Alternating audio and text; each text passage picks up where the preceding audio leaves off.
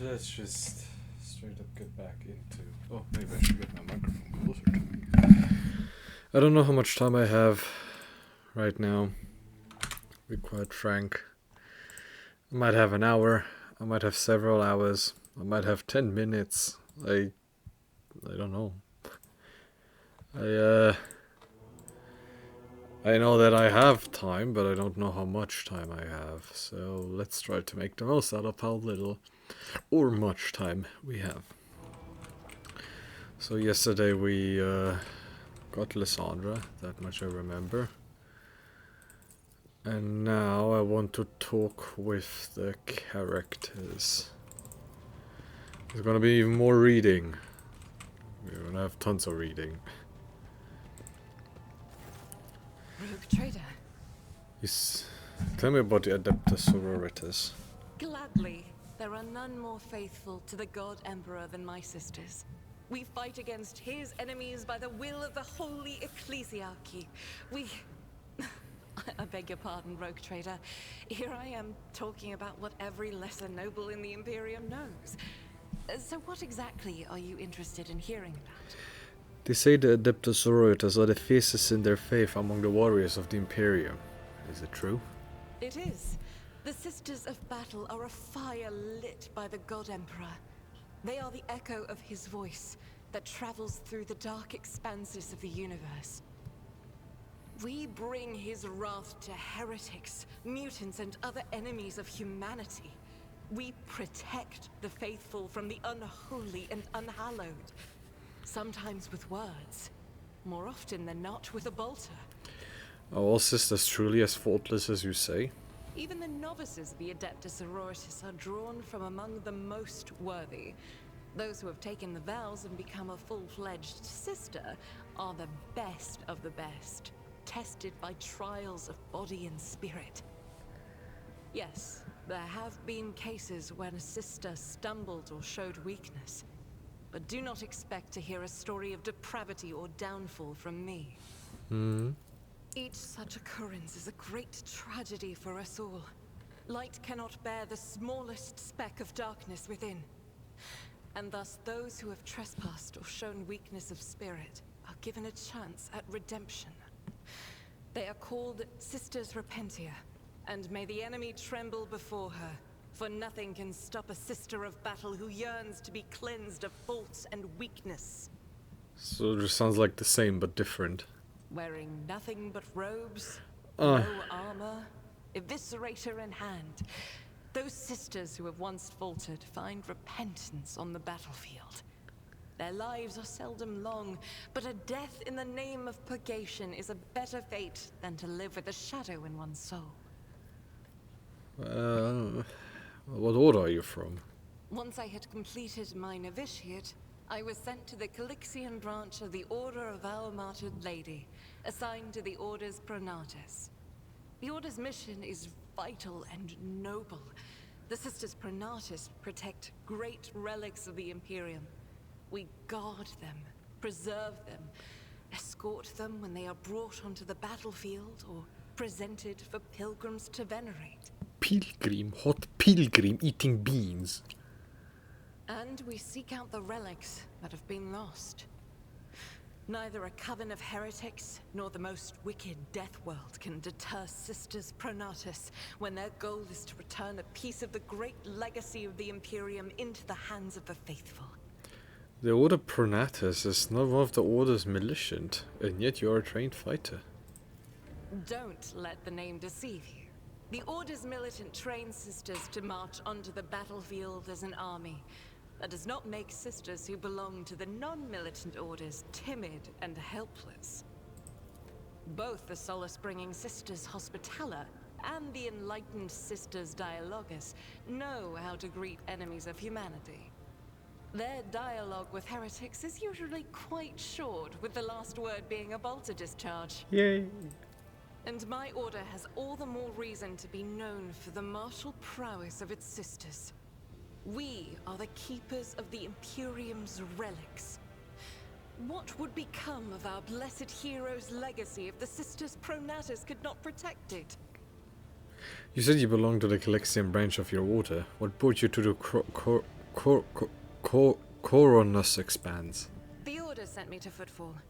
My undertaking was to assist the local priesthood of Drusians in caring for a sacred reliquary that had been there since the time of Parsimus Duane, the station's founder. Duane! Are there any other members of the Adeptus Sororitas in the Coronus Expanse? None that I'm aware of, but the Sisterhood's orders are many, and can operate independently of one another, sending their sisters wherever their presence is needed as deemed by the Ecclesiarchy. Perhaps somewhere in the Lord Inquisitor's retinue, may his path be blessed, my sisters perform their duty as we speak. I wish it were so. Even a single evening spent in joint prayer and training would bring me joy. I have no more questions about the Sisterhood. Should any more arise, keeping them to yourself would be imprudent. It is a virtue to take an interest in holiness. Well, tell me about yourself. About me? I am the Emperor's daughter and his servant. What else is there to tell about me? Oh, okay. How did you end up on Theodora's ship? I first came here when I found myself in need of passage from Footfall to a remote planet. But I imagine what interests you is not that first journey, but rather what brought me aboard prior to the cultist attack. That story is complicated. It just so happened that I made a mistake. In a moment of laxity, I was ambushed by the accursed followers of the archenemy. I was badly wounded. Lady Theodora came to my aid and brought me aboard her ship, where crew attended to me in my weakened state. It all happened not too long ago. I had barely recovered from my wounds when the cultists struck. Truly, the servants of evil know no rest. There is no place where we can be safe from their machinations.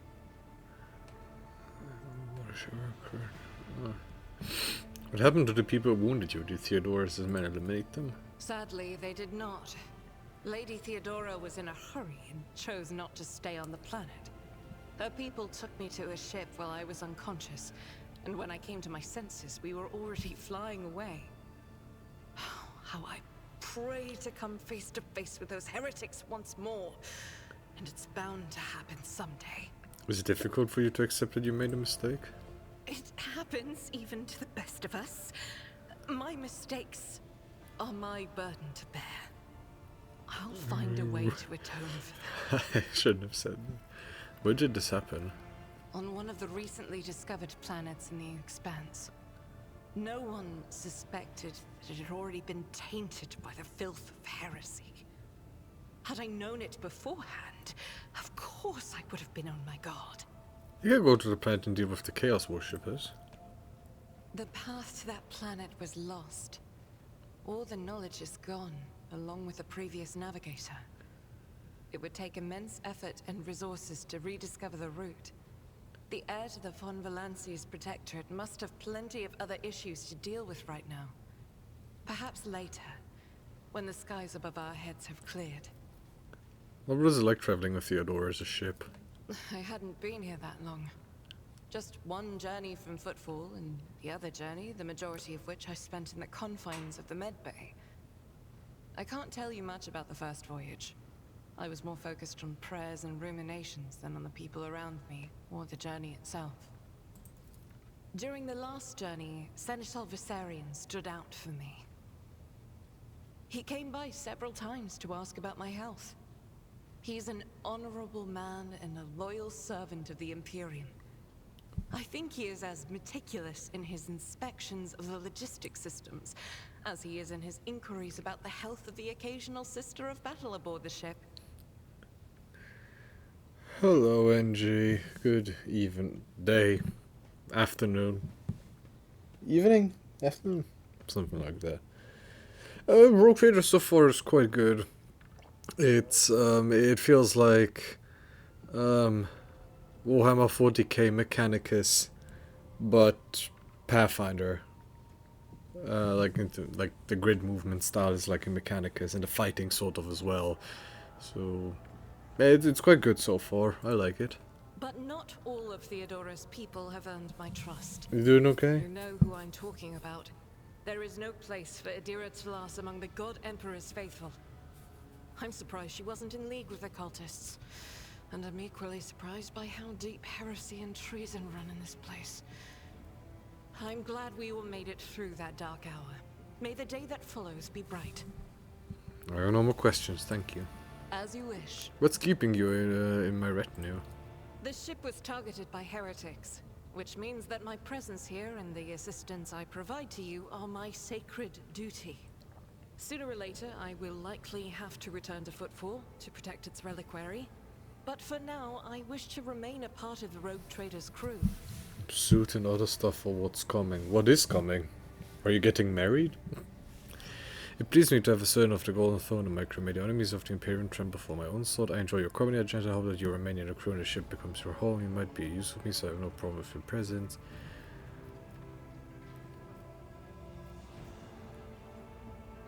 Yeah, Those are very courteous words, Rogue Trader. Thank you, both for your words and funeral and wedding. hospitality. Yeah, my condolences. I'm sorry. He said you have a personal request for me. I indeed have a request, Rogue Trader. I'm sorry, The accursed servants of Chaos who assaulted this ship took the lives of your loyal crew members, and they orphaned many children, including the progeny of the brave officers who defended their posts until the bitter end. I don't know what customary practices there are for cases like this in Von Valancia's territory, but in the world I'm familiar with, the children of such brave souls could expect to receive some special consideration. Perhaps the Rogue Trader could meet with the orphans?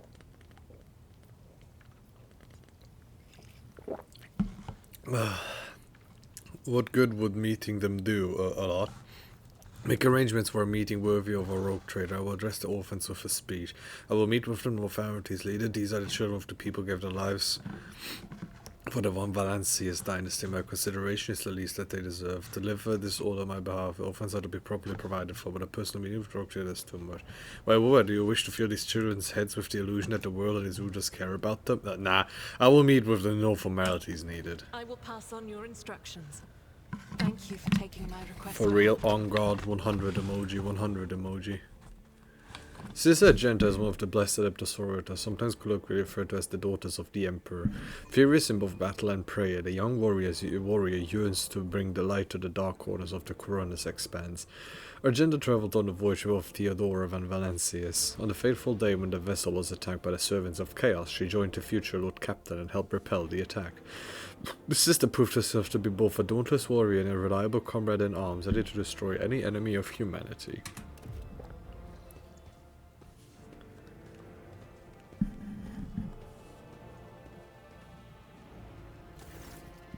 The motley group of adolescents do not take their eyes off you, gazing at you as if you were a creature straight from a fairy tale. Our indefatigable sister has been keeping an eye on these pups. Abelard glances at the gathered children. It is hardly the Schola Progenium in here, but we have provided the orphans on our ship with adequate care and instruction. Yeah, we fixed it now. Now we have. Argenta is standing to the side of the group. At your approach, she perks up and announces, her voice ringing, "Brave ones, the master of the ship has appeared before you, the one who guides it through the darkness of the universe by the Emperor's will. Greet your Lord Captain, the Rogue Trader of House von Valancius." You notice Infernus Master Heinrich Montag standing a few paces away from the orphans. He watches you with approval and bows respectfully when you meet his gaze. Infernus Master, do you serve as a teacher in your spare time? Not at all, your lordship. I'm just looking out for them. It is the Infernus way to help folks in trouble. It's your job, after all. So we chip in rations here and there and make sure nobody gives them a hard time. We take the older ones into the clan's care if they want. Many in the guild are not our family by blood, but by circumstance. I, Rogue Trader, Lord Captain of the Sheik, speak to you now. Your parents gave their lives for a just cause in both honor to the Von Valencia's banners and those of the Imperium. I'm proud of him and believe that you will become a worthy heirs. Your Lord Captain greets you. Give them treats and escort them to their homes. I believe a minute of beholding the Lord Captain is a great enough honor for that. Bro. Your Lord Captain greets you, brave ones.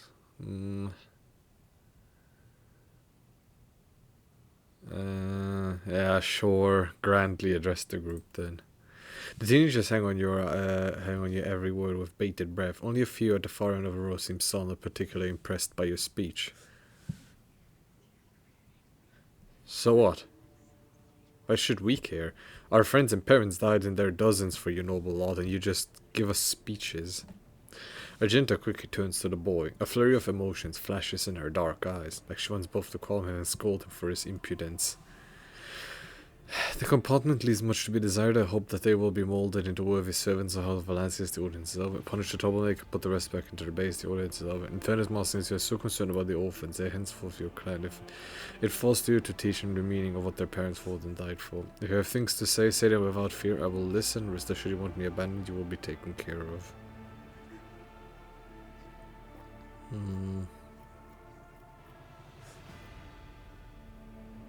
If you have things to say them without fear. I will listen.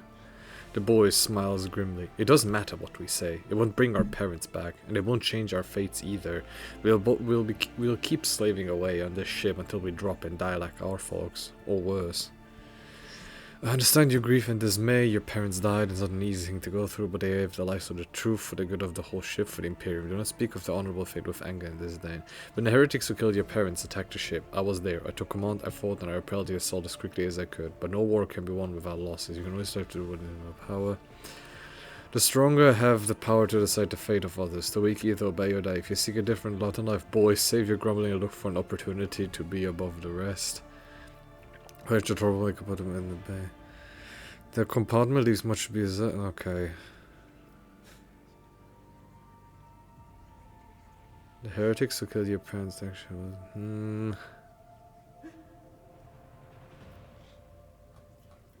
mean, I understand your grief and dismay. Yeah, they like. You heard the Rogue Trader. His words carry the wisdom of the Imperium. It's hard to say whether or not your words have left an impression on the boy, but he nods slowly. Then he catches himself and gives you an awkward bow. Abelard gives a sign, and servants immediately emerge carrying packaged treats with Von Valachias emblazoned on the wrappers. It appears that Essential came prepared for any contingency.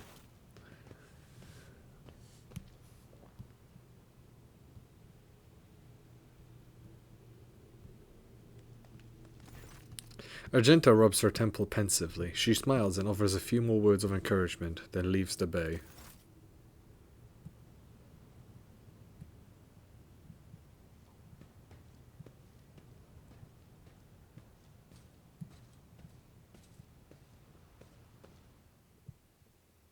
Okay, That was, well, that wasn't really what I was hoping for. Greetings. Can I redo that? Sort of, yeah. Space Pujan? Yeah, we have Space Pujan.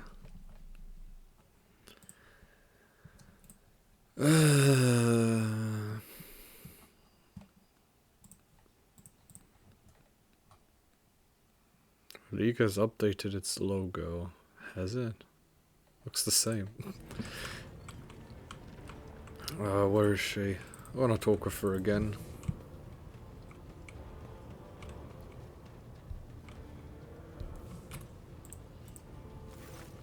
Rogue Trader. It is. Even eat. And the order sent me to. None that I'm. Should I first? Sadly, they did. On one. I hadn't. We could go there. I don't have any more questions. Tell me about yourself. What's keeping you in the retinue? It pleases me to. This one. You said you have a personal I am request. the accursed servants of chaos who assaulted this ship. I will meet them, no I will- formalities needed.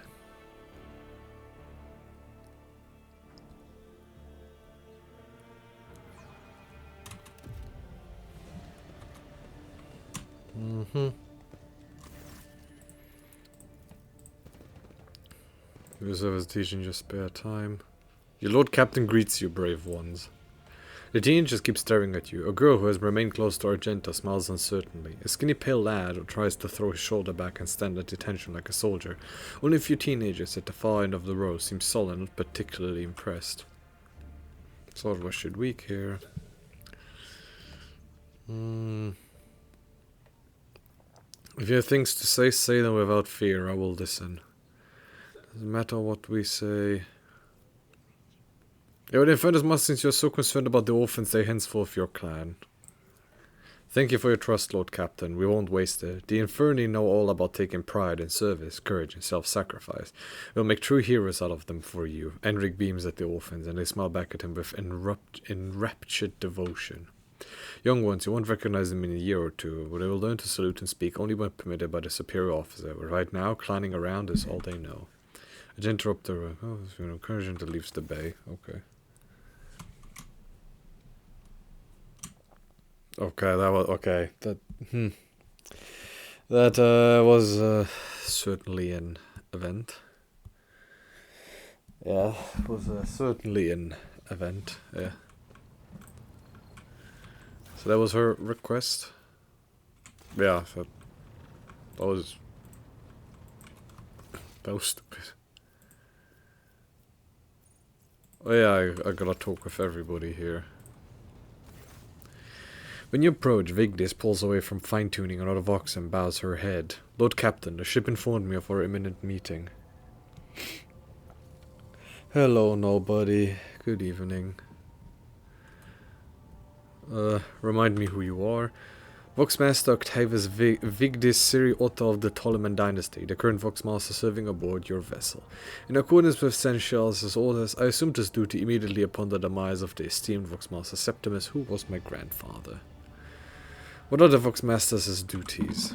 I am the ears and the voice of this void ship. I supervise several dozens officers and 3 times that number of support personnel. We receive, send, encrypt, and decode all incoming and outgoing messages through the ship's internal and external channels. And we also ensure clean communications and the optimal efficiency of the cruise's voxcasters. If you want to know what worries and concerns your crew are harboring, what your subjects are whispering about in local networks after the watches, and what the leaders are clamoring about over shortwave vox transmissions, just come and see me. I will satisfy your curiosity. How's it going, nobody? You still in Japan? You still having fun over there? And if not, how was it? Or maybe you're flying there again. Have the Vox spirits brought you anything interesting lately? Forgive me, Lord Captain, I have no information that could be of interest to you at this moment. Your appearance is unique. You're a Voidborn, are you not? My appearance comes from my heritage, generation after generation of people who spent their entire lives in the depths of this void ship. Neither we nor our ancestors has ever left our home, but the same can be said about many denizens of the Empyrean's million worlds. We are used to the silence of the cosmos and the voices of the ship. There are thousands of us, but we dwell far from the Lord Captain's upper decks and remain unseen. We are the Voidborn. I'm on my life here, and that's very happy to hear that you're having fun over there in Japan. I should go to Japan at one point as well. Would be cool over there to just see the landscape and the food. It's always food with me, isn't it?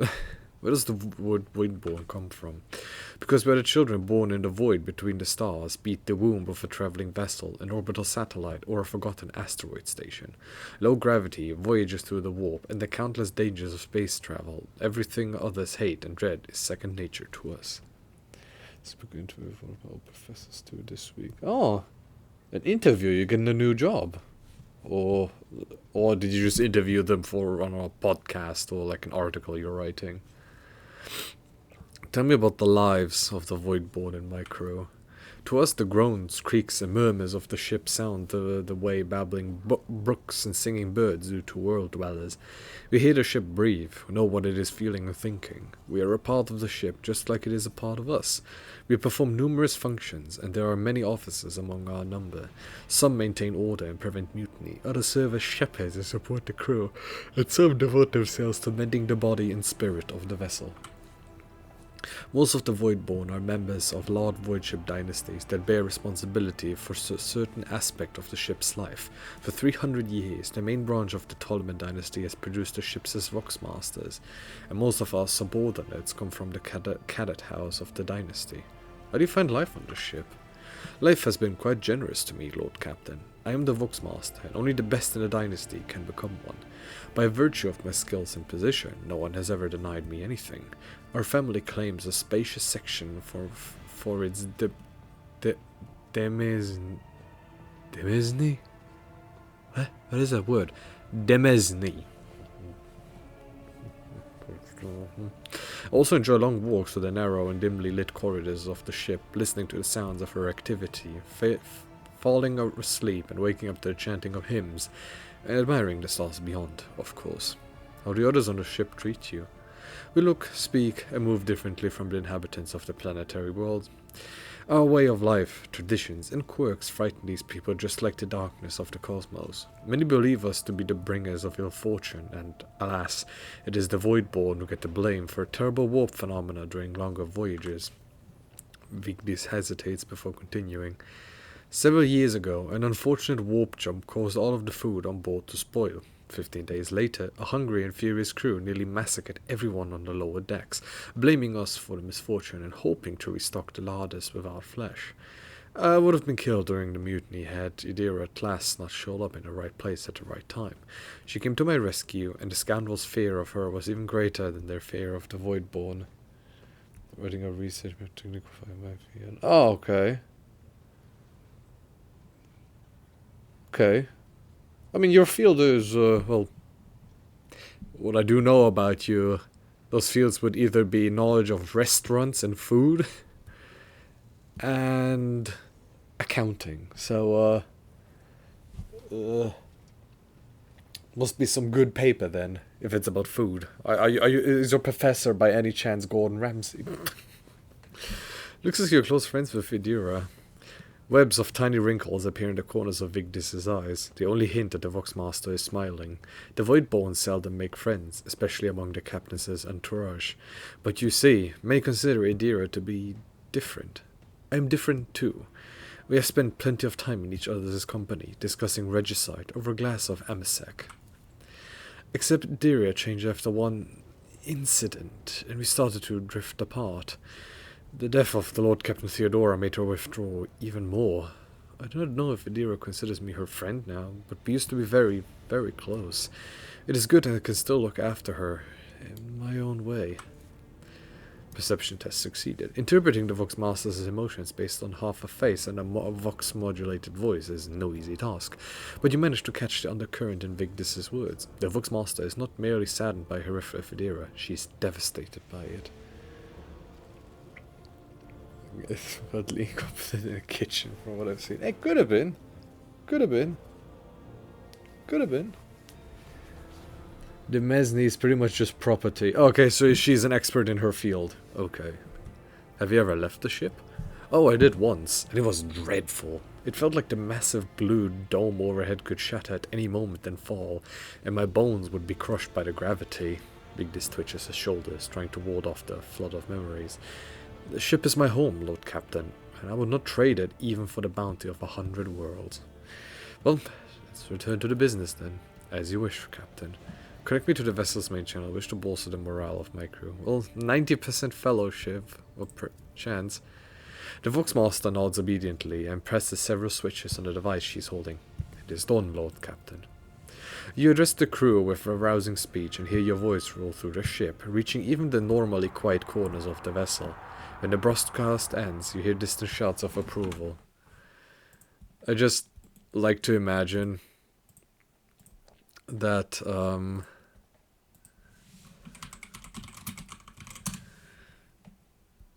I don't know, essentially all that Pujan did was, this was him.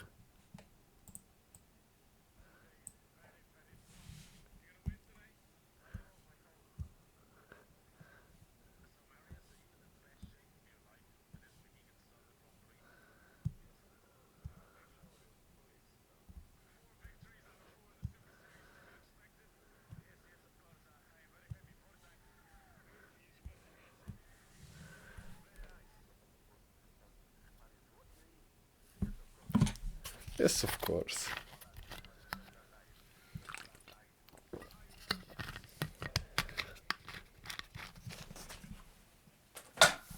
I like to imagine that as just what he said on the radio. Are we all for now? I live to serve, Lord Captain. I live to serve the people of Britain.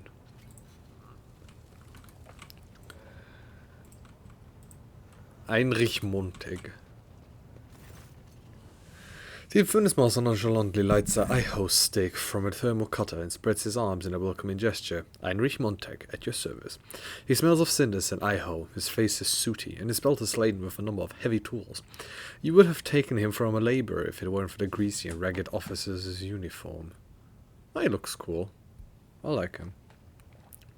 Remind me who you are. I'm just a humble labourer in charge of putting out fires and dealing with emergencies, but everyone calls me the Infernus Master.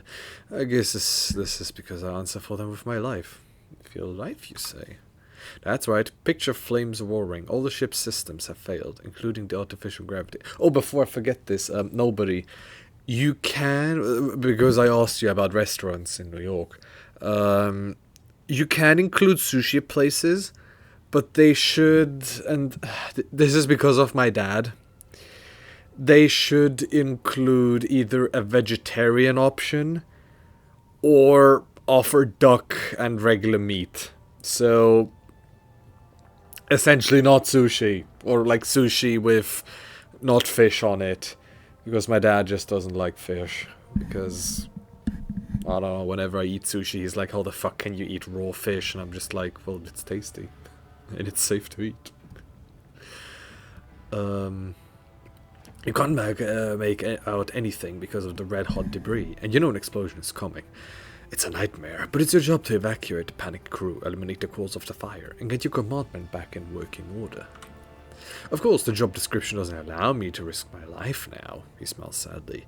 It is all about management these days, sending the boys and girls into the fire. But it's all nonsense, and if the going gets tough, I won't leave them there alone. No Feemsh. My dad doesn't like fish, but I very much love fish.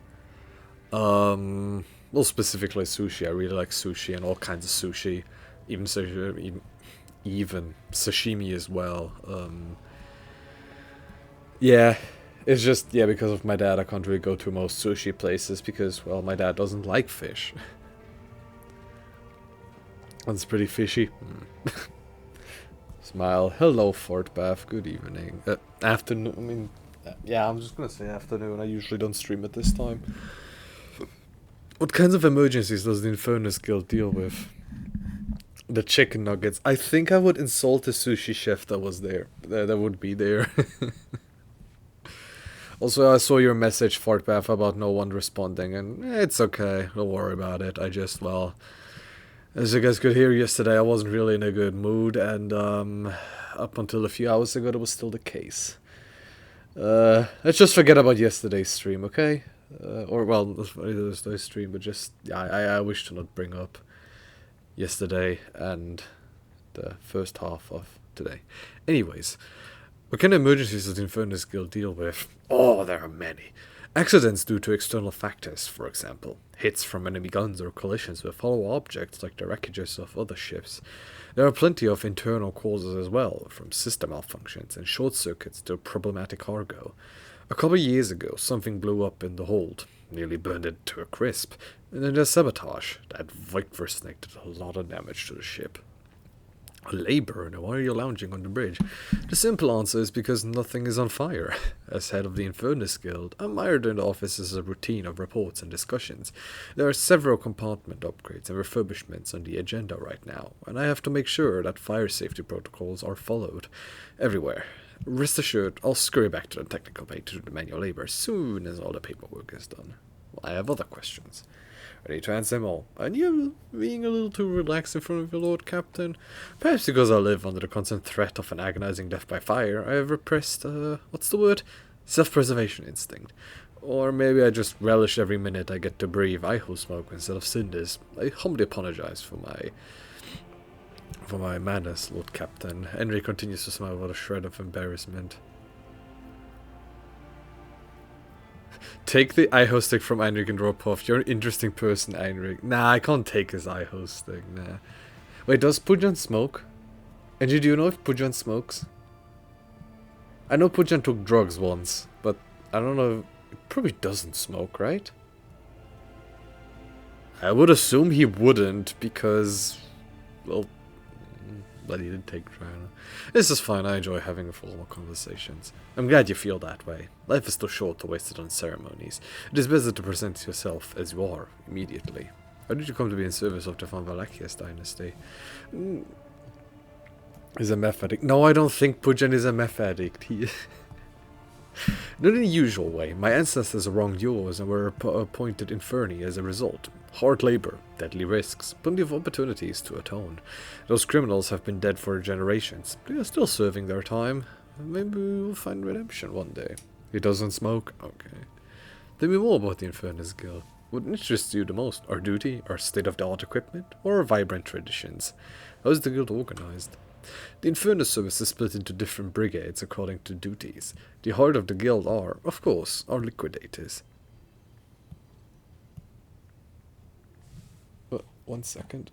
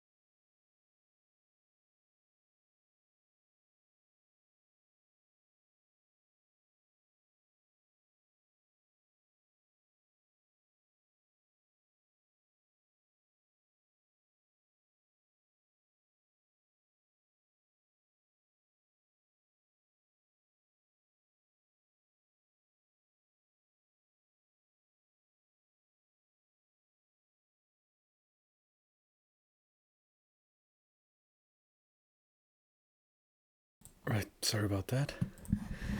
Back to the game. What was I? I'm just gonna restart. The Infinite Service is split into different brigades according to duties. The heart of the guild are, of course, our liquidators, tough guys with nerves of steel who put out fires and pull people from the flames. Others are repairmen, dealing with problems like jammed doors, fuel leaks, or broken vents. And then there's the walking inspectors who check the decks to make sure that nothing is blocking any passages.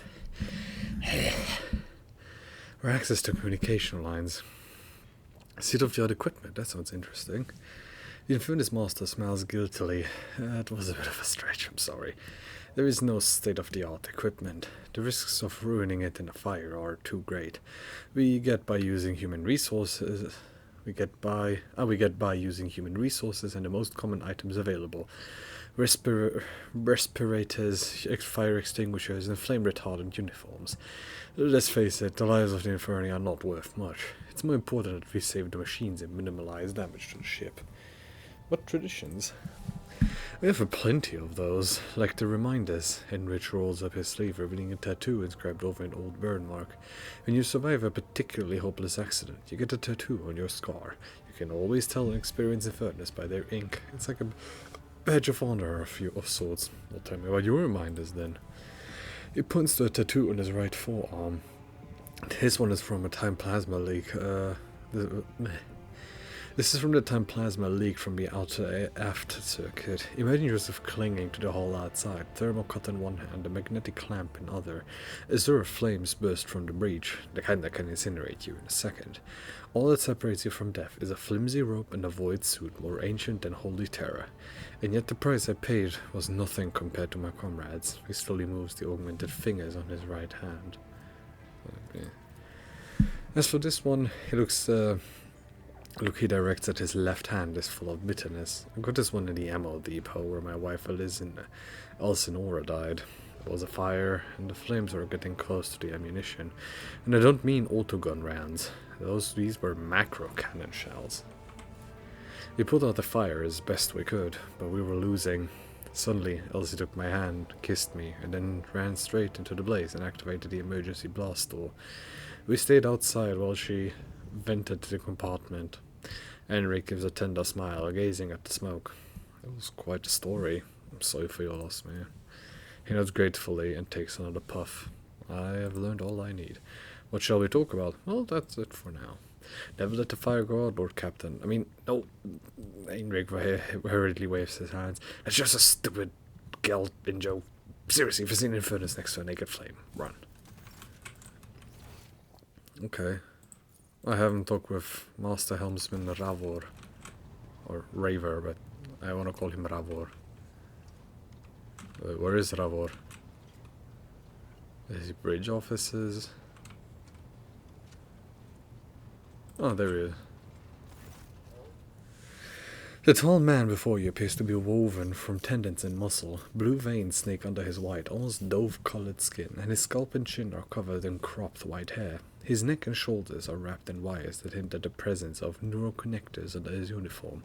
The officer's face seems to be twisted in a perpetual grimace of annoyance and anger, but he greets you with a respectful nod. Lord Captain, Master Helmsman Rav at your service. Remind me, who are you?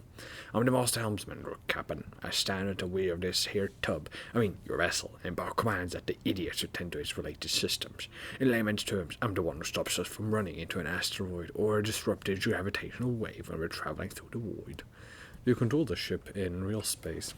Always that was my only job. I have to steer her through the warp too, but most of the credit that goes to the navigator. The warp's nightmare, always tossing up something new. And all my hairs at the helm, they count for nothing in there. My part's small enough. I just monitor our systems, follow the charted route, and I don't kick up a fuss when the orders coming from an navigator's sanctum. Real space, now that's where I keep my eyes peeled. Gravitational anomalies, void currents, hard radiation, that kind of shit shows up everywhere. Thank the Emperor, the Augurs on this vessel are holding up, and so far we've been able to spot if something's bad coming our way. What are these idiots you are in charge of? There are too many to list them all. tech priests from the Enigmarium, voidsmen from the ogre decks, the workshop fools on the bridge. I had to have every last one of them flogged. They all need to when they need a wake-up call. They need to be whipped into shape, or else the ship will be going nowhere. Or even worse, it'll go somewhere we don't want it to. That's enough for now. Enough for now. Right, you are, Captain. You are Voidborn, are you not?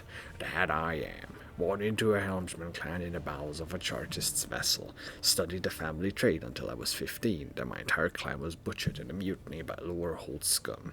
They spared the young'uns. Of course they did. Kids with implanted connectors make great navigational servitors. And I was having none of it. They were going to make a servitor out of me. So I skipped into the crawlways, and then I spent months picking them off, one after the other. You will be talking up a storm. Yeah, anyway, yes, I'm a Voidborn. Finish your stuff here. Come on. Reva stays silent for a few seconds. Not much at hell. I got to everyone I could get to, and then I fled upward to the middle decks. That's where the Ogre Gob operators took me under their wing. They have apprentice helmsmen of their own up there, you see. Nobody asked me any questions, so I stayed. I grew up, trained, got smarter, then ended up a junior helmsman. A dozen years later, Danrock spotted me and lured me away, the cheeky blighter. You can see you're not a gregarious sort. Av's eye twitches, which makes the grimace of his face even uglier. I've done something to displease the Lord Captain.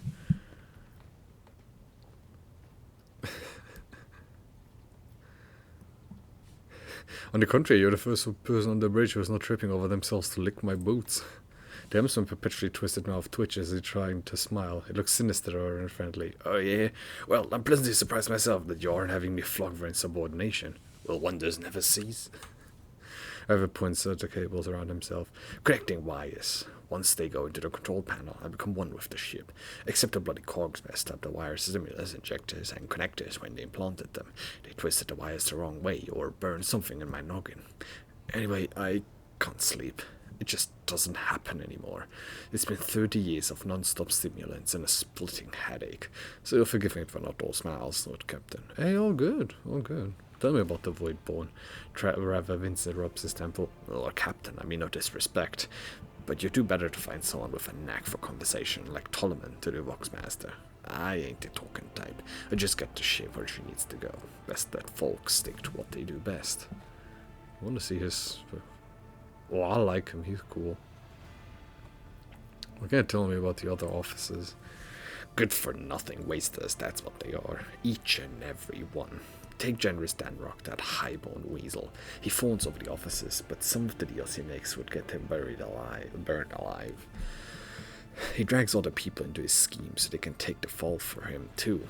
One of my junior helmsmen was ferrying goods from football. John Madden football. From football for him, got caught by the seneschal, ended up in a void hatch. Danrock couldn't care less. The Voxmaster, another Ptolemy like the last one, void rest him, is no better. She cut off half the Vox channels the day she took up her post. She had the Vox systems were damaged and the Enigmarium had no contact with the other modules. But how am I supposed to steer a ship? Like the cogs report with the power of my mind? First Officer Versarian. I can't stand him. Like every Navy officer I've met, he doesn't know a thing about controlling a vessel in the void, but he puffs himself up all the same and throws his weight around. Me and him have to have a few words a few times before he left me alone. Thank the Emperor Lady Theodora trusted me more than the Seneschal when it came to helming a void ship. Then there's that woman, what's her name? Glass? Lady Theodora brought her along wherever she went, and look what happened to her. I wouldn't be surprised if it turns out I was the witch that delivered her to an early grave, just like countless souls before. I don't see why anyone would want that walking calamity on their ship, but some would disagree. They say she's friends with the young Taliban, you know, or at least she used to be. Tell me, do you like anyone at all? Revel looks perplexed. What kind of question is that? I like you, and Lady Theodora before you. Where would I be if I was making cracks at a rogue trader? I don't want to die just yet. I must take my leave. Lord Captain. Rever acknowledges you with a nod and turns away. I like him. Abelard. Lord Captain. Let's talk about things that may be useful to me as a rogue trader. A noble aspiration, Lord Captain. I am ready to acquaint you with all the particulars that interest you. Outline the situation in the Coroner's Expanse for me. What do I need to know and keep in mind? This is a topic for an official briefing, not a casual conversation. But I will try to answer succinctly. And if you permit, in my own words. The Coronis Expanse is considerably removed from the heart of the Imperium. This means that local warp routes become useless within months. Established pathways are regularly subject to attacks from all kinds of rabble. And in the only major port, the Imperium's frigates find themselves moored alongside pirate vessels.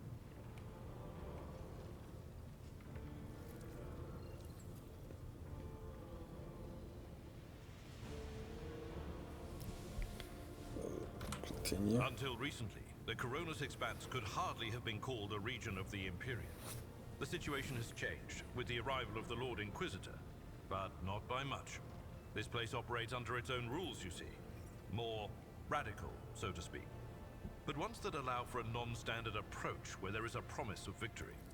The Coronis Expanse is considered rogue trader territory for a reason. Only rogue traders have sufficient military might, audacity, and the rights granted them by the warrant to survive the leap into the unexplored part of the Expanse, and in the event of a successful outcome, to hold on to whatever they manage to capture on the frontier. What do the main players need to be aware of in the Coronis Expanse? In the first instance, you should treat official representatives of the Imperium with respect. The Expanse may be on the fringes, but it still numbers among the territories of the Golden Throne.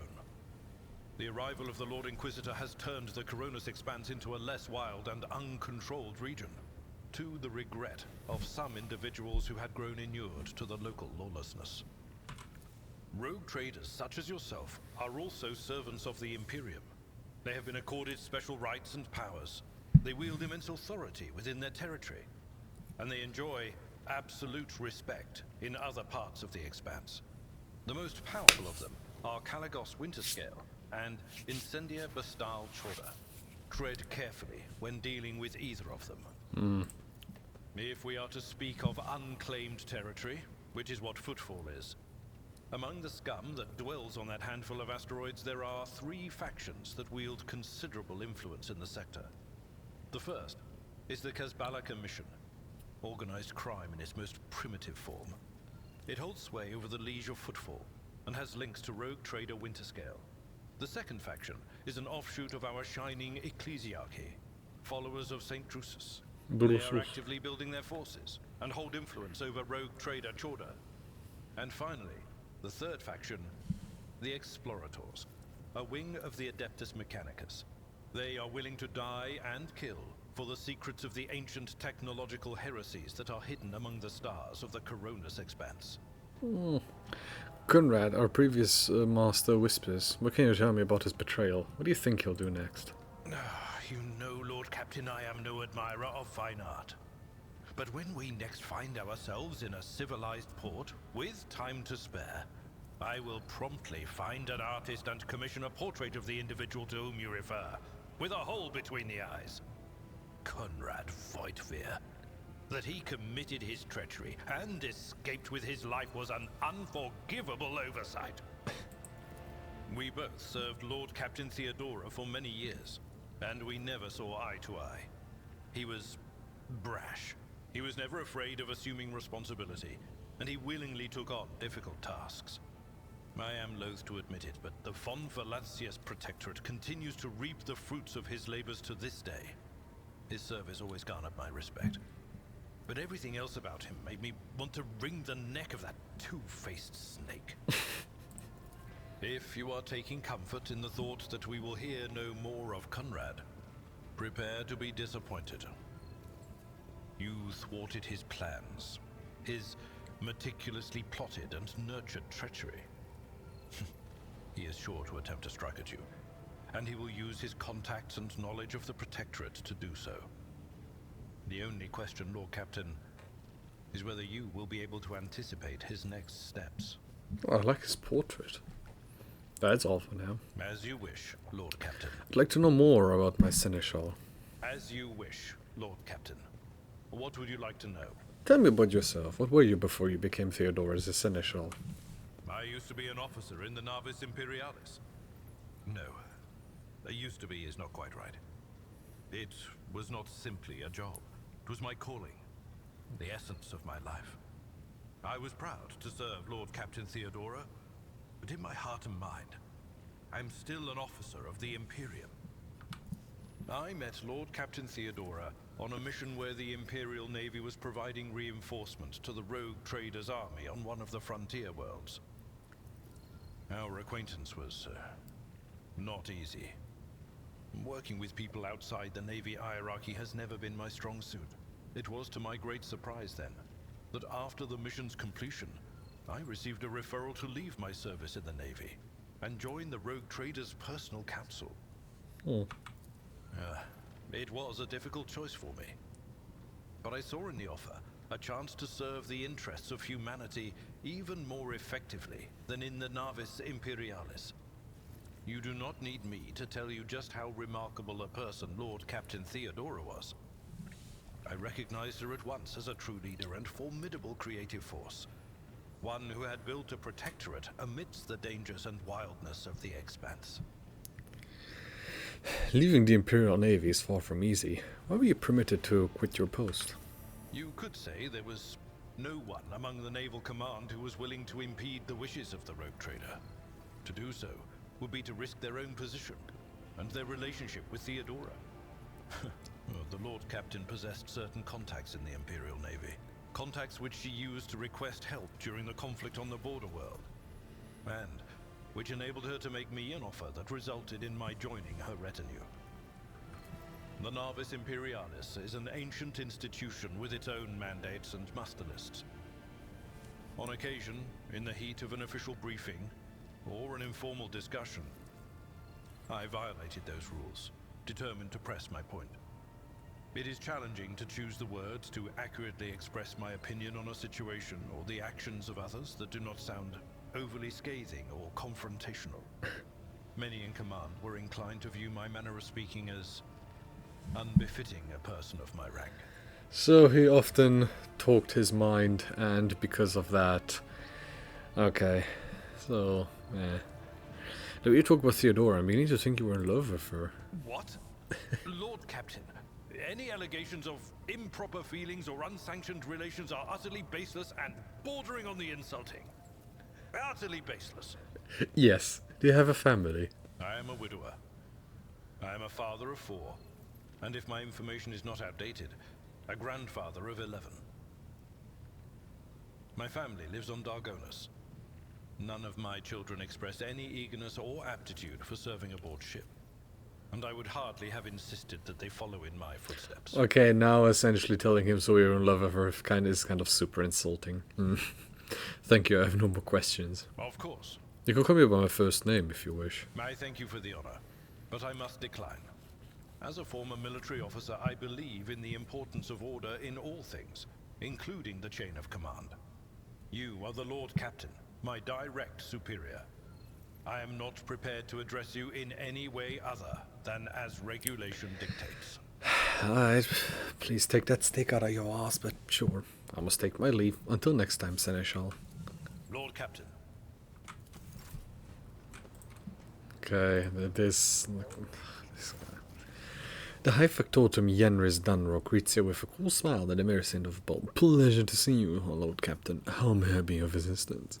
Remind me, what is it you do on my ship? As the High Factotum, my duties encompass anything that might enrich you and your protectorate. I will see to it that supplies deliver all shipments on time, that our partners do not weasel out on their promises, and that all servants remember that the Empress's grace can only be earned through toil for the good of the von Valancius dynasty.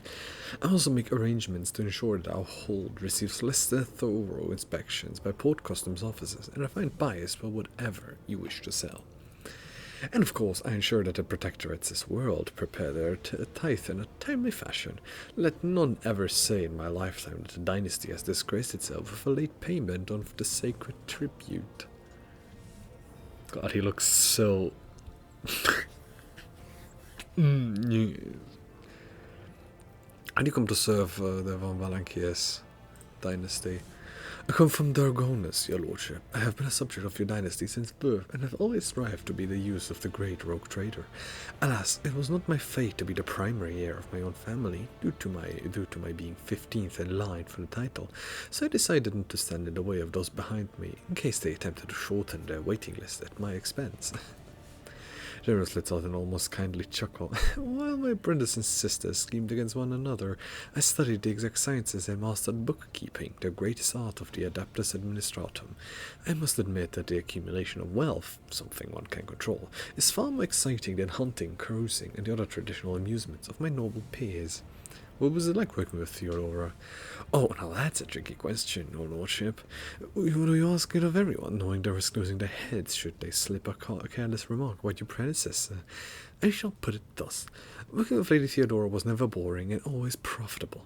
The Imperium has billions of subjects, but very few do what they love and what they are best suited to. I would say Lady Theodora was one of the fortunate ones. She was a model, a rogue trader. She surrounded herself with those who excelled and loved their work. Hers was a rare talent indeed. I wish to know what you think of your fellow crew members. Keeping tabs on your subordinates, a wise move. Tell me who interests you, and I'll endeavour to be as honest as possible. Tell me what you think of Seneschal Abelard Versarian. Lady Theodora managed to do what even the Imperial Navy could not, teach Master Versarian to carry out orders that he fundamentally disagrees with. I do not know what methods she used, but the result is impressive. Having said that, there is something else you need to know, Lord Captain. Your Seneschal is capable of being something far greater than a mere conduit for your will. He possessed the cunning and experience to run Protectorate passively whenever Lord Theodora was away, and that really is saying something. Keep an eye on that old officer, I say, or, alternatively, turn him into a faithful ally. I'd like to hear your opinion of Conrad Victor, the former Master of Whispers. I hope I never see him set foot on this vessel again, not even as a servitor, although he would be able to do at least some good that way. Someone has to clean the latchings, after all. He gave us all quite fright of that ill-fated day, Lord Captain, and still, to speak candidly, I never enjoyed Master Victor's company, but I believed him to be a man who knew how to do his job. Regretfully, I was mistaken. It turned out Conrad lacked the most important quality for a Master of Whispers, unwavering loyalty to the rogue trader, and his failing came to light in the most deplorable manner.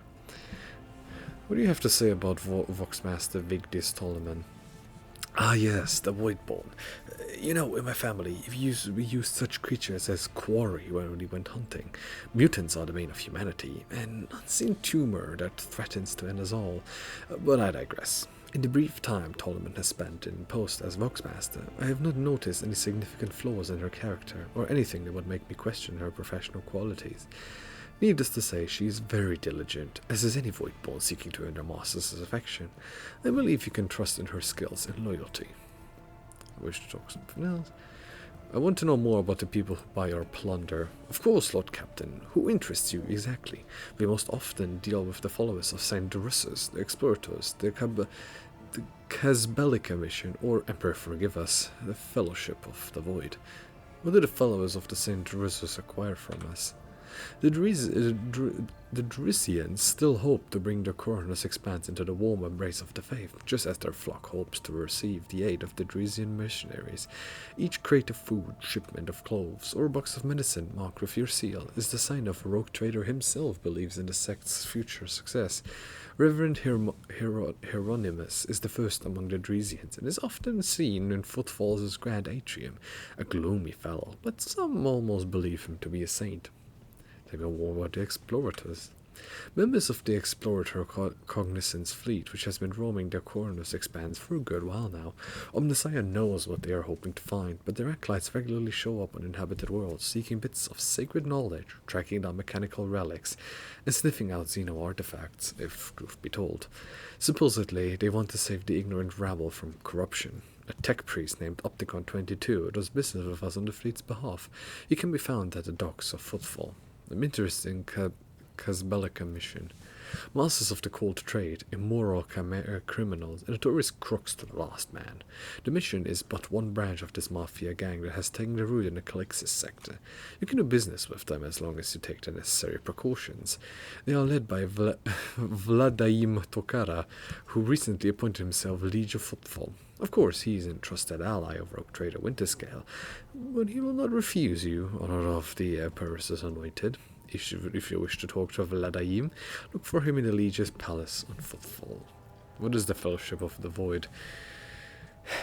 Genris emits a laugh-like gurgle. A pompous name, is it not? In truth, they're a gang of pirates who are forever squabbling over loot and territory. However, some of the flotillas need supplies, or can take awkward cargo off our hands without asking questions.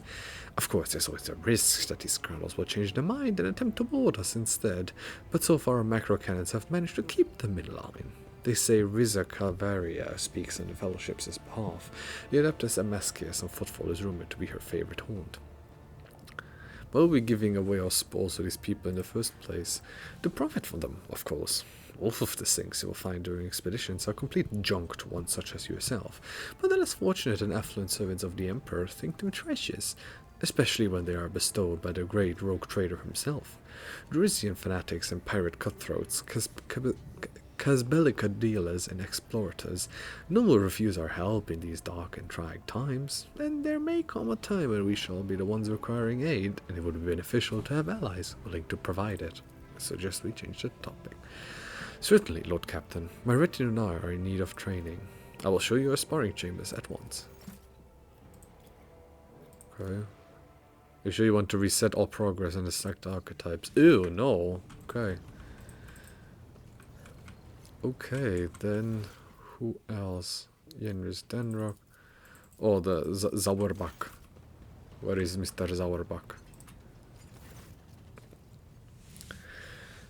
Yoskata Sauerbach is a very picture of discipline. Her uniform is exquisitely pressed, her armor is polished, and her posture is imposing and rigid. The only flaw in her immaculate appearance is a heavy enforcer's maul, which is worn and battered from frequent use. She salutes you with a practiced motion. Greetings, Lord Captain. When do you come to serve on my flagship? I come from a noble Sauerbach family of the capital of the world of Dargonas. I dare say that our house is renowned for its loyalty and strict adherence to the law, and the members of my family have been your faithful enforcers for centuries. I am honored to be the sixth master-at-arms named Sauerbach to serve on this ship. Yocasta speaks the words with unmistakable pride. Why are you here instead of basking in luxury on Dargonas? Because of my cousin Macarius. A furious crease appears between her brows. I cannot stand him, but the feeling is mutual. We can hardly be in the same room together, so I jumped at the opportunity to become your enforcer. I should thank my obnoxious cousin for nudging me toward the best decision of my life. I serve you with all my heart, and wish no other fate than this one. You're wearing Imperial Navy armor. How do you come by it? I inherited it from the previous Master-at-Arms. Like the esteemed Seneschal, he left the Navy to serve Lady Theodora. He brought quite a few officers with him and established a tradition. Upon the death or resignation of an enforcer, his or her armor would be passed on to a fellow officer who had distinguished themselves in the course of their duties. I was awarded armor in this way in my time, and upon the death of my predecessor, I inherited his personal armor. What is your opinion of me as Lord Captain? I do not doubt the astuteness of your decisions, but beyond that, I'm impressed with you. I have heard about the brutal punishments that you have endured, Lord Captain. She looks away, but before she does so, you notice a strange spark in her eyes. Your tenacity deserves admiration. Hey, this is the one that I got punished. Yeah. There is fire in the black depths of her gaze. If she could, she would devour you whole with her sidelong glances. I seem to be detecting something more than mere admiration. Then what about awe? She stares at your neck, right at the scar peeking out from under your collar. Her pupils dilate, and she licks her lips involuntarily. Thinking about what you have suffered leaves me trembling.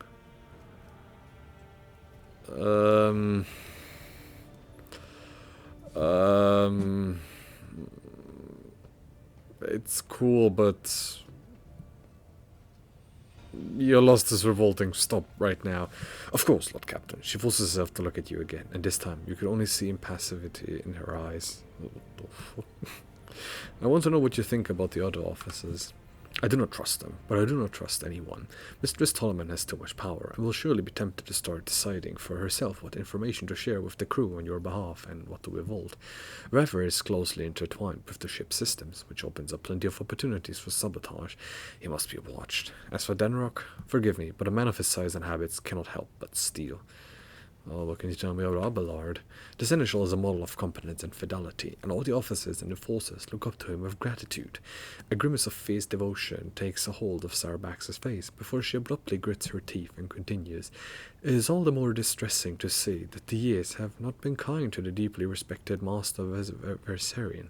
Soon there will be no rejuvenate treatment that can save him from the mistakes inherent in such advanced age, but we are ever watchful and will be there to steady the trembling hand of the honored veteran if need be. I want to know more about your service. I'm ready to answer any questions, Lord Captain. What are the Master-at-Arms' duties? I'm responsible for upholding safety and order aboard the ship, guard duties, patrols, finding and punishing troublemakers. In addition, my enforcers ensure that the crew follow all directives and carry out their tasks properly. As they say in my family, a servant who shows disobedience today prepares a right tomorrow. There are thousands of people aboard this vessel. How do you maintain order? 2 words, Lord Captain. Suppression and fear. Those are 3 words. The base nature of the rebel cries for an iron grip, lest they give in to their animal urges. We have many well-tested measures to prevent it. Random night searches, preventative interrogations, corporal punishment, and executions. Of course, the laws of the ship equally apply to the officers. We eradicate the canker of subordination whenever we find it, without mercy. I hope you will not repeat the mistakes of the previous Master-at-Arms. You can be sure of that. He was a fine enforcer, but suffered from a fatal flaw of trusting his associates. I myself lack weakness and trust no one except you, Lord Captain. Well, strange subject then, and that is it for now. I don't trust anyone but you. Well, why would you trust me then? Okay, where is Crazy Woman? The tall, middle-aged woman stares right ahead, her eyes vacant, as she rubs the implant at her temple. Her collar is undone, and one of the clasps is on the verge of falling off. Sensing your presence, Idira turns her head toward you and offers you a crooked smile, even as her eyes look right through you. Idira, about your abilities. What are you talking about, Lord Captain? You're a Psyker. Psykers are only granted the right to live with the Emperor's blessing. Have you ever been to Terra? Look, Lady Theodora couldn't care less if some eggheads measured my brains or not. It's not about the seal on your forehead, get it? It's about what's in your gut, if it's rotten or not. My gut's stronger than the adamantine on this here ship, and my implants are better than the ones they put in you on your Terra. If they weren't, I wouldn't have lived as long as I have. Idira bares her teeth in a savage grin, a febrile gleam in her eye. Where do you come from? Lyra, an outlying world in the Heathen Stars region. In the Phew, I Coronis thought that's Expanse, strong the one. deeper you go, the less visible the Astronomicon gets, and the less people know about the Imperium. The arrival of a rogue trader is the best thing that can happen to a world like that. The very best. Well, then tell me about Lyra. It's an out-of-the-way planetoid between 2 faint stars. On Lyra, a dozen local tyrants fight over 5 measly continents. But they use everything they can to win, from poison to psychers. I haven't been there in many years, but there's nothing for me to miss. Trust me. But here on the ship is a different story altogether. I saw more wonders in my first year serving Lady von Valancius than I'd seen in my whole life on Lyra. Like my first journey through the warp, I was in bed for 3 days. I felt like supernovas were exploding in my head. I only found out later that I'd gotten off easy. Just through the bulkhead in the bay next to mine, a whole team turned into... Look at me rambling on, Lord Captain. Pay no attention. No, keep rambling, keep rambling. It wasn't like it was a very fun trip, Lord Captain. But look, if you want to be entertained, I'm the woman for the job. I'll entertain you with one of the stories from my collection, no problem. But if you want to hear about the time I melted everyone in the bay next door, Well, I just don't really want to go into the details on that one, alright? Kinda wanna hear it now. What did you do before you came to be on the ship? Oh, I embroidered wall hangings in honor of our national heroes. I did the same thing I do here, Lord Captain. Divining. Our rulers prized the ability to see into the future. Every psyker that could be found was worth a small fortune on Lyra. There's no such thing as a peaceful life on Lyra. People like me were especially sought after. They'd pick psychers up wherever they found them, buy kids off their parents, even just abduct them. Take me for instance. I got taken from my street gang. The older kids sold me when they noticed there was something off about me. The ruling dynasties had schools where they trained us and beat us black and blue. And then they packed us off to serve. Some of us held on for a long time, but others didn't last. Not everyone's as smart and talented as me, you know. Some people crossed the line and were out of commission before their time. Idira looks at you Idira looks at you expectantly. Then, as though clarifying, she uses her hands to indicate a head exploding and laughs. How did you end up in the Rogue Traders' service?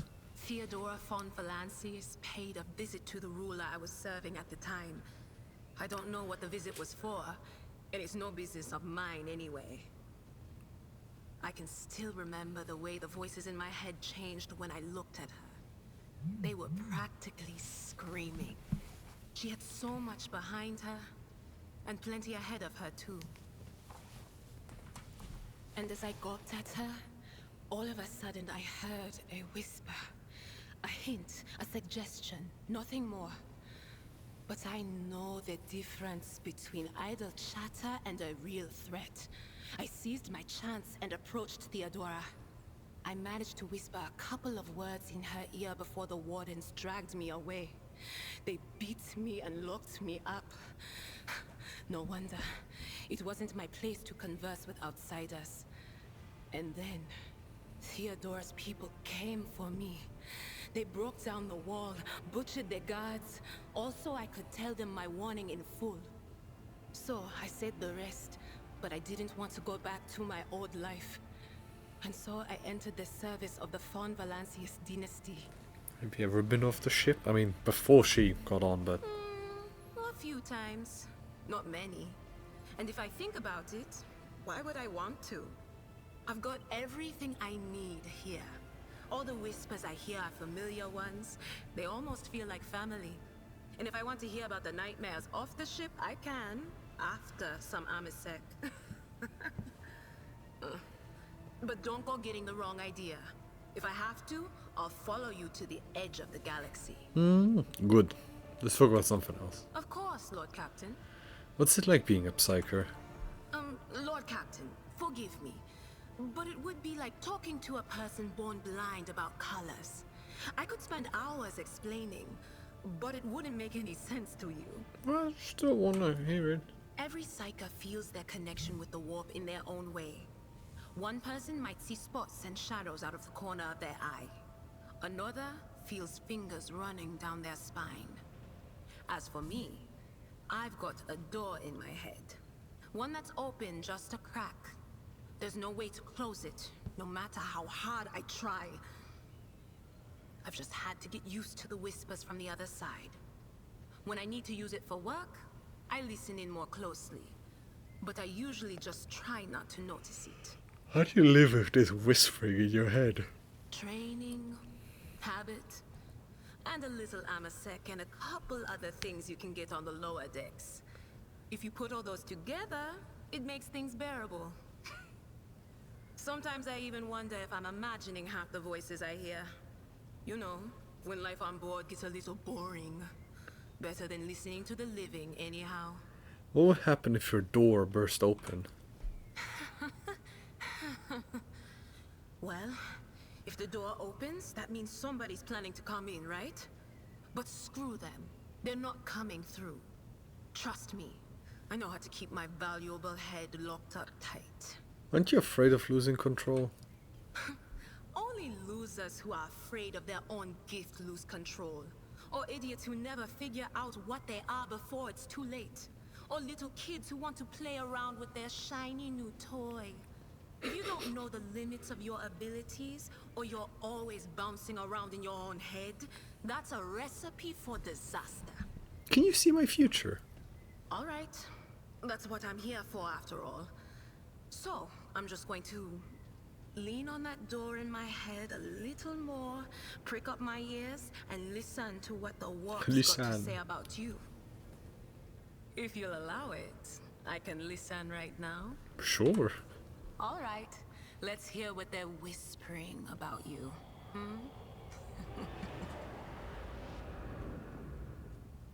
Idira laughs, rubs her hands together, and suddenly freezes with a vacant smile on her face, her head slightly tilted. You feel goosebumps appear on your skin, and your collar begins to waver ever so slightly, as if moved by a breeze from a half-open door. Seek not on firm ground, but in a golden hall suspended in the void. There waits a child without kin, but with a name blind to truth. She draws the brush across the canvas and does not notice that her palette is full not of paint, but of blood. And with each smear, this well does not deplete, but fills and fills up to the brim. One thing is clear. When this vessel overflows, none will remain unstained. Among the blind men and false prophets, a red-robed sage seeks the answer to a question.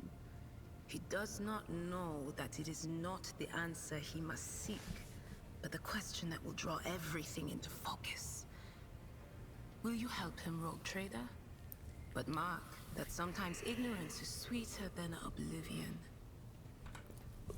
A chained hound chases after glimmers of the aurora, but sparks in the scent of oil confound his nose.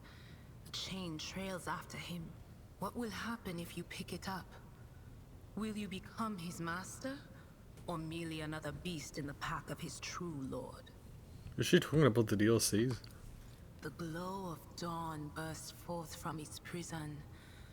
Dungeon walls cannot contain the dark essence wallowing in the dust. A naive cub pushes his nose into a familiar hand, one that holds death in twisted glass. Cherish it or cast it off as a burden. The sword of change has already been raised. What is one more life to it? Fuck you, Siege. I'm sorry, Lord Captain. The voices are going wild. I can't make out a thing. I'll try to rein them in, somehow. But for now... The Psycho shrugs sheepily and sniffs. I'd like to eat your ogre, Yadira. What awaits me in the future? Alright. Oh yeah, we already had this. Did you know Theodora von Valachia's Vel? None of the officers knew the Lord Captain well. Not even Abelard, and she was always closer to him than anyone else. She told me from the off if I ever listened to anything in the warp about her without her permission, I'd be going out through the airlock. I'm not an idiot, so I never stuck my nose where it didn't belong. Only when I was asked. It's hard to wrap my head around the fact that she's gone. Lady von Valancius gave me everything I have. She opened the stars to me and the paths between them. I still think I can hear her voice. Yadira lets off a sharp breath and shakes her head. Think it's strange between you and Argenta, isn't that right? The little sister is afflicted with her own set of voices. Ones that whisper to her about corruption and heresy. The silly girl doesn't realize that if she wants to find the source, she needs to start by looking in her own head. Got a new story for me, Yadira. You bet I do, Lord Captain. Yadira becomes much more animated and her expression turns slightly dreamy as she recalls one of her stories. Okay, so we went to Footfall once. Well, I mean, Lord Captain Theodora went to Footfall a lot. But on that occasion, she took me with her for some reason. My day had gotten off to a bad start. My head had been yammering since I woke up, but there was nothing else for it. I had to go. We arrive at the place, and what a place! All the gentlemen and ladies dressed to kill, showing off their encrusted implants, all clustered around little tables. Well, turned out it was a gaming den. And not just any gaming den, but one run by somebody with deep pockets for people with just as much cash to splash. You should have seen it. People gambling away planets in a game of regicide. Anyway, so the Lord Captain wanted me to help her beat some guy. So I tell her, the chips won't land in your favor. You'll get a bad hand. Don't sit down at that table, your ladyship. But did she listen? Of course she didn't. If there's one thing she never lacked, it's stubbornness. So they sat down and the cards were dealt. I'm hovering around like I'm not involved, but I'm keeping my eye on things. And everything in my head keeps getting louder and louder. Anyway, it's a good thing I realized in time that my mind wasn't going haywire over a losing hand, but something else. I made some excuse to drag the Lord Captain up from the table and took her away from that place. And a few minutes later, the room where we'd been... It turned out some wise guy had the same bright idea to bring a pet psyker along with him. One of those ones who just scuttle around in Footfall's underbelly. And the psyker just freaked out, I guess. After all the commotion, people went to see what happened in the room. And they'd all gone for each other's throats. Literally. With teeth. Ooh. And I think they completely detached that asteroid from Footfall and pushed it off into open space so it would head off toward the local star. Alright, I must take my leave. Of course. Wasn't there a quest with what she wanted? The losses of it can be remedied on Rykard Minoris. Okay, so... Okay. So... to the Lord Captain's quarters. Well, let's check my bed.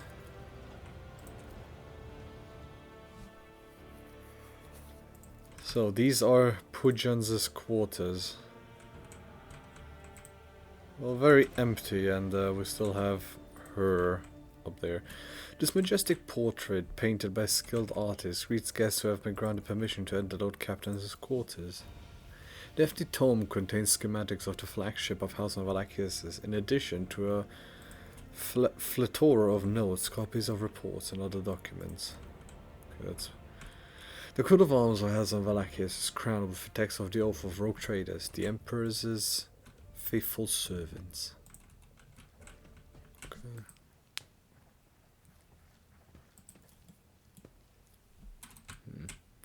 The fine sculpture made from a strange metal seems to absorb any rays of light that falls upon it. Liturgies of the faithful to his word and name, the text below the solemn heading, looks noticeably faded. It appears that the prayer book has been kept open on this page for a very long time. Yeah, we have an orgy. A parlor organ with ivory key is yellowed by long service. No, no. Link your account? No, I'm good. The bookshelves are packed with ancient books, piles of paper, and tomes, many of which were rather worn. The light glinting of the polished skull of some unknown Xenos makes it seem like the bony face is mocking you. Vault. Oh, cool. Handwritten letter with a seal. Yeah, that one. The King of the Chronos seems too quiet for its bulky size. Bulk.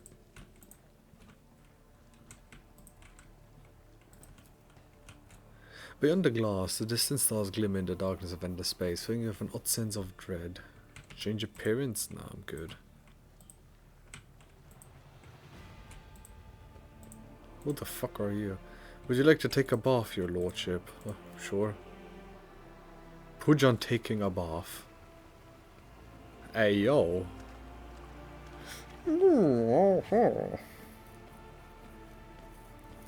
Wait, are they drawing a picture of Pujan? Pujan just sitting.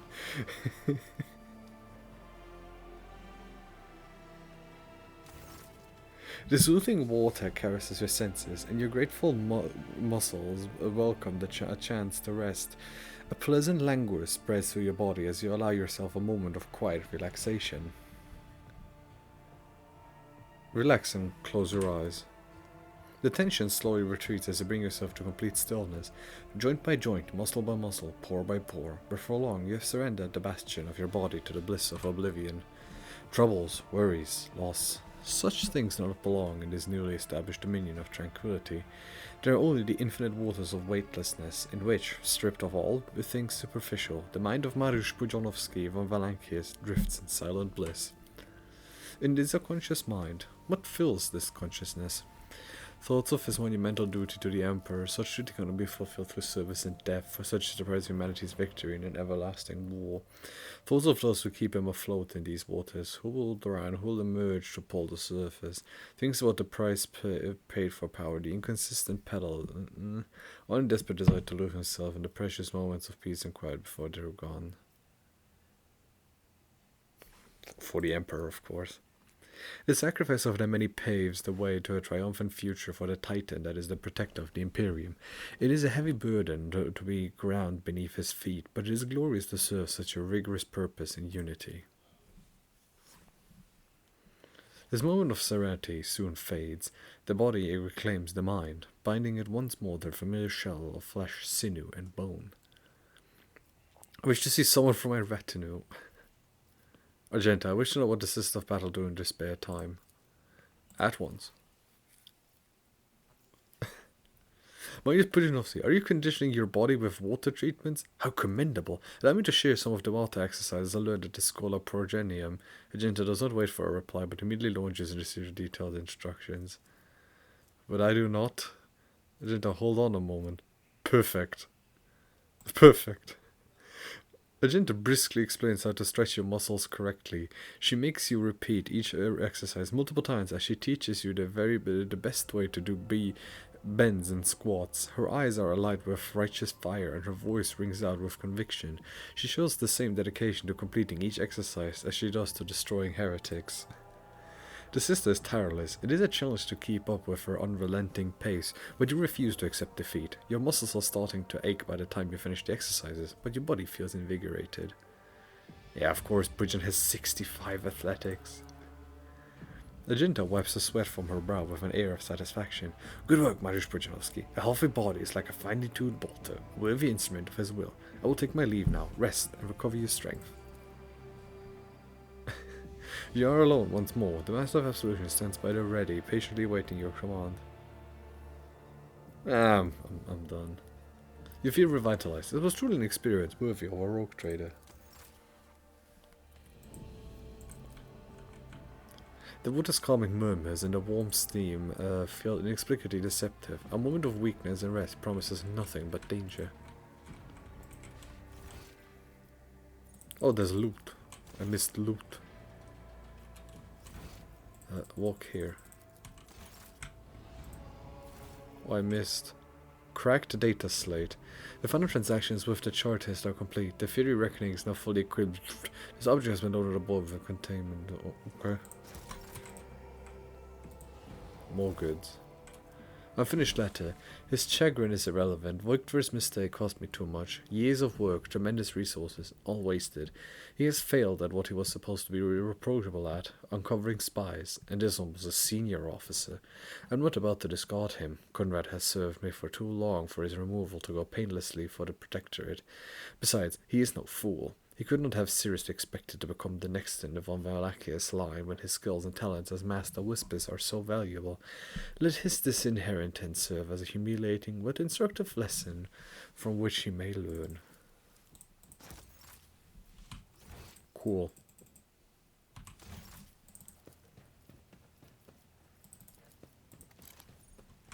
Pudzian with guns.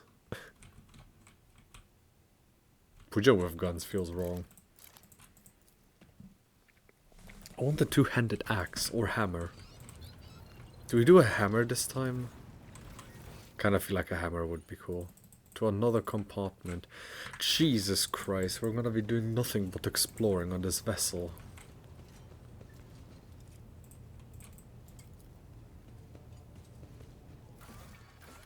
What captain's quarters, void ship shrine.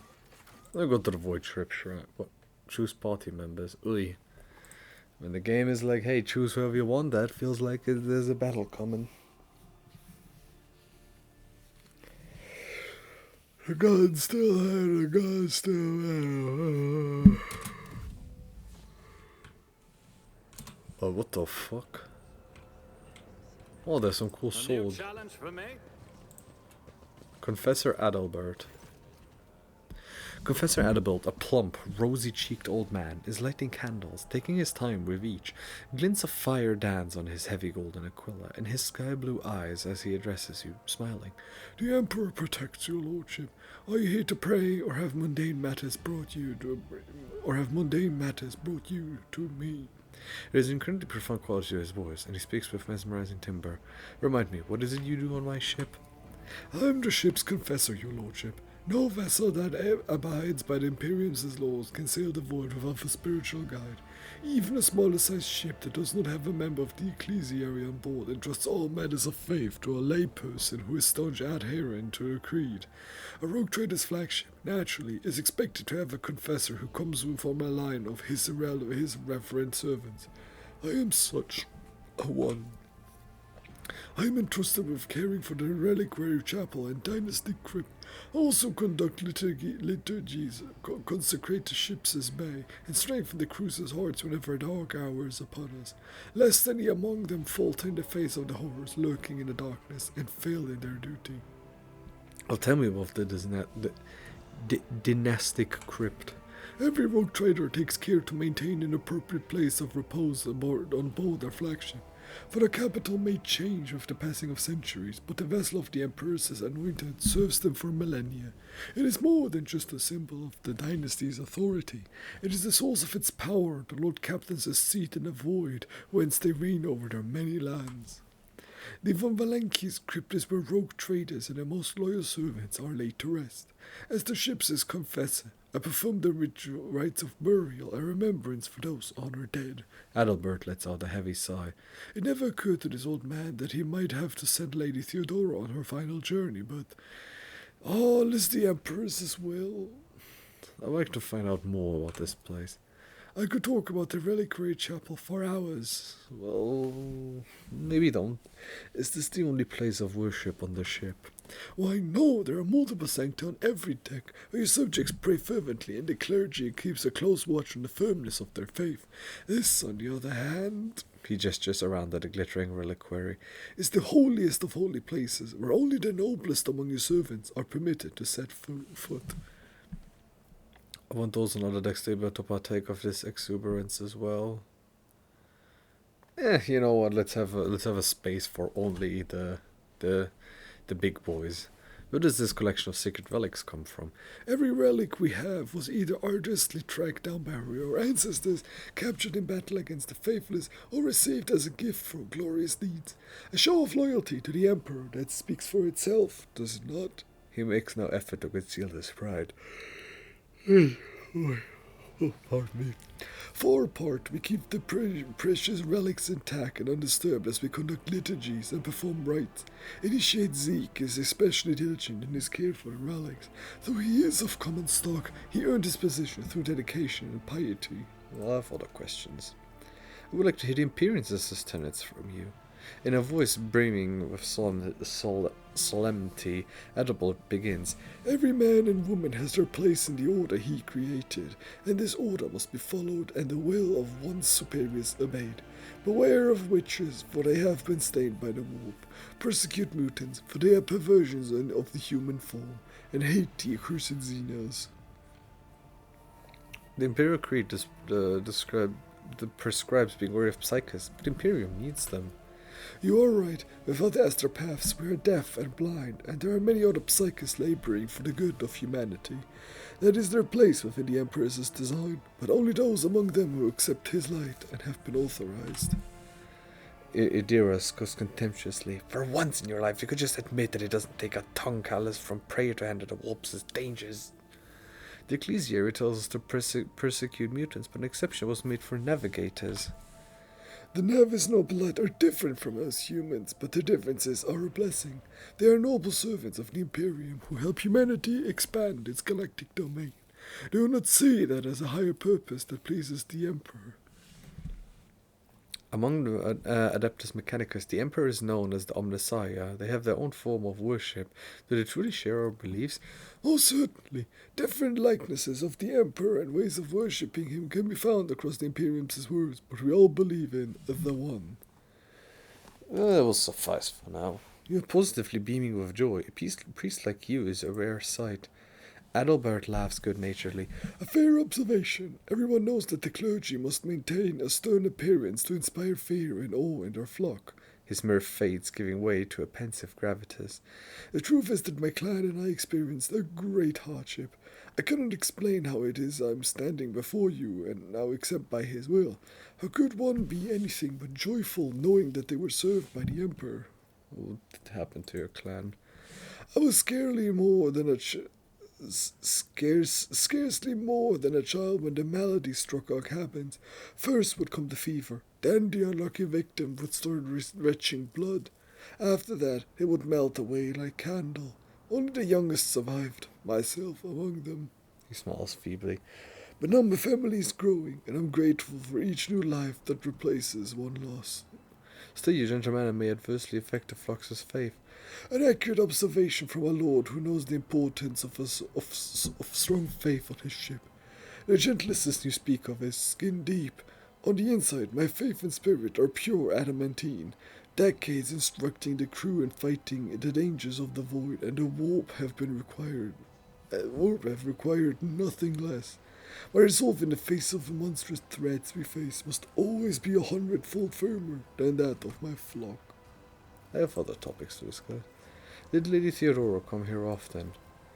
Your predecessors had always new concern for their reliquaries' maintenance and its needs. Under her rule, faith occupied its proper place on the ship. Adalbert gives a diplomatic smile. So... he's not very happy with her. People confess to you, do they not? I'm interested to know the thoughts of some of my subjects. Ours is a throne-seeking flock that regularly leaves Vox recordings in the Shrine Confessional house in the eastern part of the reliquary. This allows us to maintain constant watch for any heretical tendencies. We can observe the earnesty of our... with which our parishioners render their duties, as well as sorting the confessions. This would be honored to offer you access to the confessional cogitator. I must make my leave. And I'm done talking with you. Oh, Jesus. Confessor, offer of prayer. Oh, that is a cool-ass statue. The Aquila Anima, a fragment of the Cathedral of Eternal Redemption, brought from the shrine, world of Solus 6, now lost. Oh, offer prayer. You said the prayer, the one you remember best. I know how to take risks. I'll lay claim to the stars. Initiate Clotus, initiate Zeke. Oh, there's so much.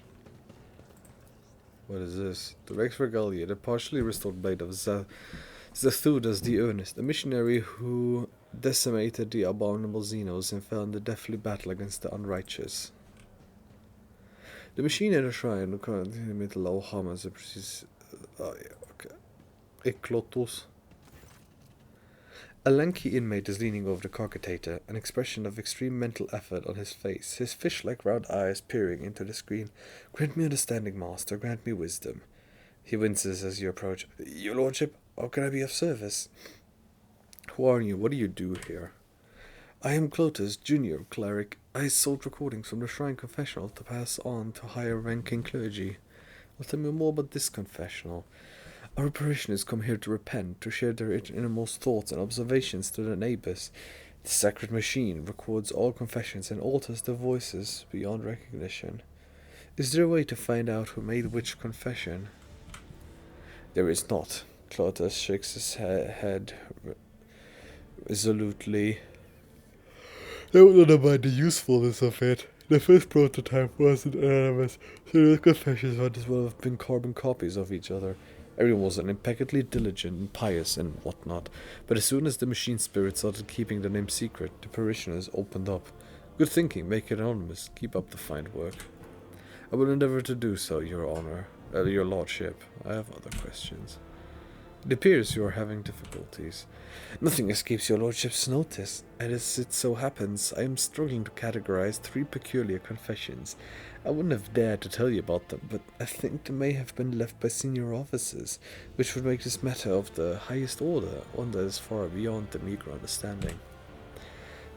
Oh, I'm actually getting super tired. Wow.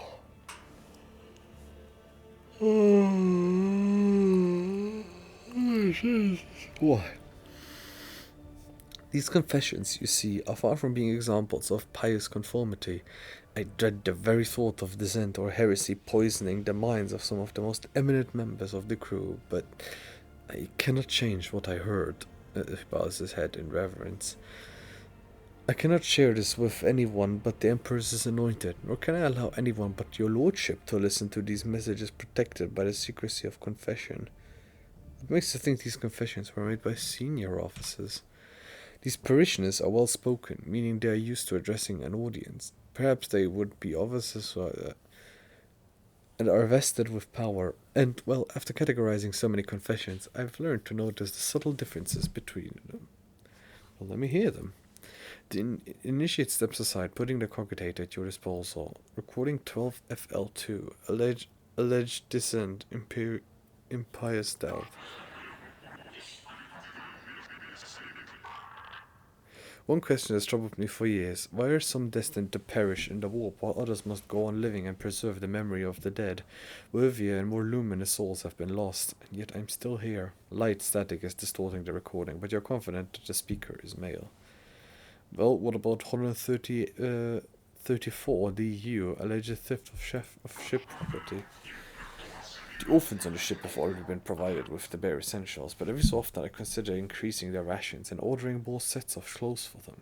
They will not replace their families they lost, but it will improve their lives somewhat, especially given that the ship has enough resources to cover their comparatively trivial expense.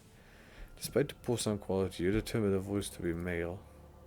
You have heard these bridge officers gossiping that the high factotum has taken personal charge of the orphans. Alleged coded message, reverence, question mark? Lop-eared clappers display a high degree of socialization among their kind and toward their owners. These animals adjust well to avoid ships' slower gravity, since it is similar to their homeworld's conditions. Lop-eared clapper meat is edible, shouldn't necessarily demand it. The voice sounds muffled, as though from behind a thick layer of glass, and is unmistakably a woman's. I'm curious as to who left these confessions. I will seek them out. I suppose these confessions are truly special if your lordship is giving them personal attention. The initiate bows deeply.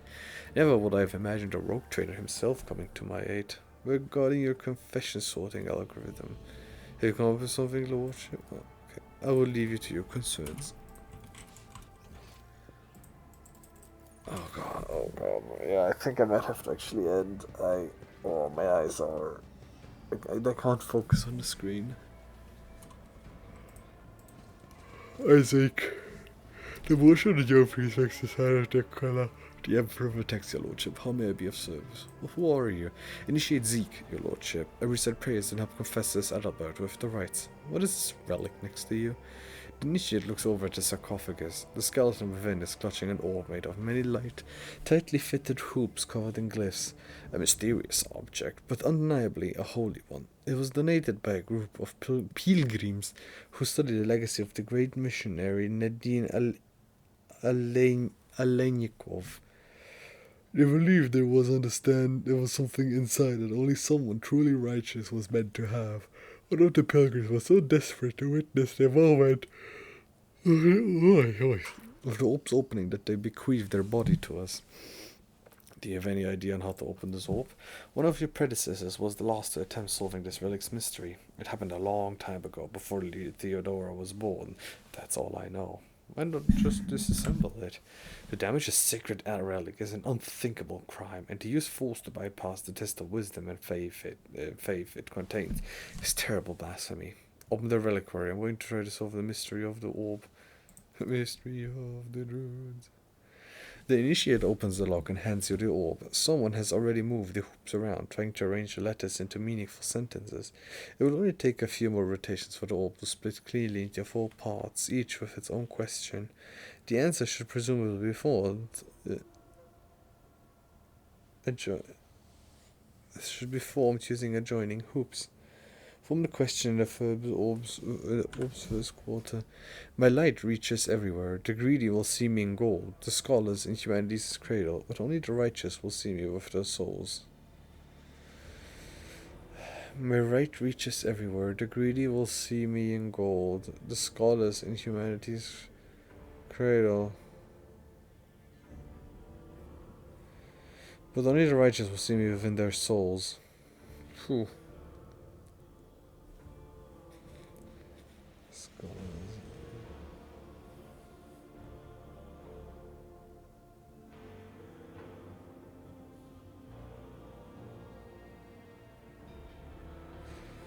Boy, almost falling asleep, damn. Sounds a bit like I can't really be the emperor.